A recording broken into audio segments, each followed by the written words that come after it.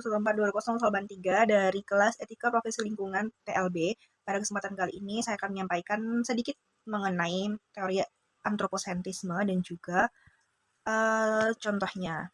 Nah, apa itu teori antroposentrisme? Antroposentrisme itu merupakan teori etika lingkungan yang mana dalam teori ini itu menempatkan manusia sebagai pusat atau tujuan utama dalam hubungan dengan alam. Jadi, di sini itu manusia dipandang dengan nilai yang tertinggi dibandingkan dengan alam dan juga makhluk hidup lainnya. Nah, di sini tuh alam dipandang sebagai objek atau alat untuk pemenuhan kebutuhan manusia dan tidak memiliki nilai intrinsik pada dirinya sendiri. Kebijakan dan tindakan yang berhubungan dengan lingkungan dinilai baik jika berdampak positif bagi manusia, lalu kemudian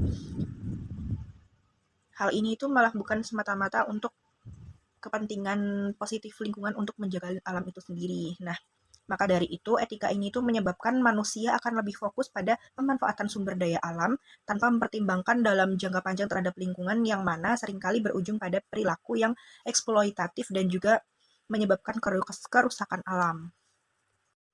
Salah satu contoh nyata yang relevan dengan teori antroposentrisme yang saat ini sedang panasnya diperbincangkan di Indonesia adalah adanya pengadaan food estate di beberapa daerah di Indonesia seperti Kalimantan, Sumatera, dan Papua, yang mana proyek ini sebenarnya itu tujuannya bagus, yaitu untuk meningkatkan produksi pangan nasional melalui pembukaan lahan skala besar, terutama yaitu di Kalimantan dan Sumatera hingga Papua. Nah, namun dalam pelaksanaannya itu aspek kepentingan manusia itu masih menjadi tujuan utama, fokus utama, yaitu untuk adanya ketersediaan pangan dan pertumbuhan ekonomi.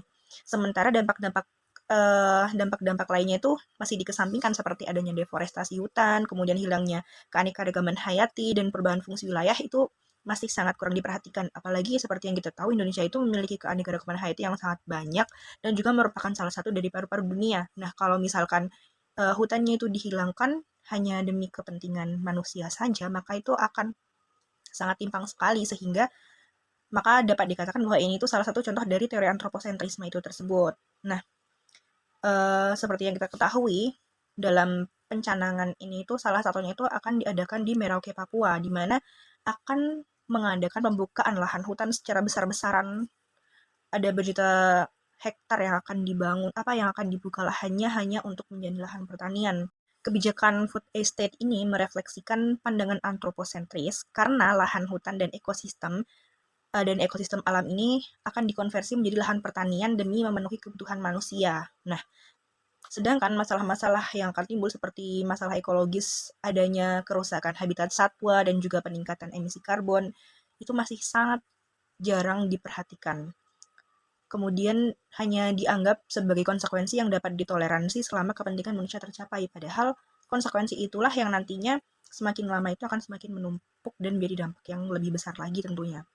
Nah, dari ini dapat dikatakan bahwa proyek ini menyoroti bahwa pola pikir antroposentrisme itu dapat memperbesar resiko krisis lingkungan dan juga kerusakan ekosistem di masa mendatang. Sekian dari saya. Terima kasih. Wassalamualaikum warahmatullahi wabarakatuh.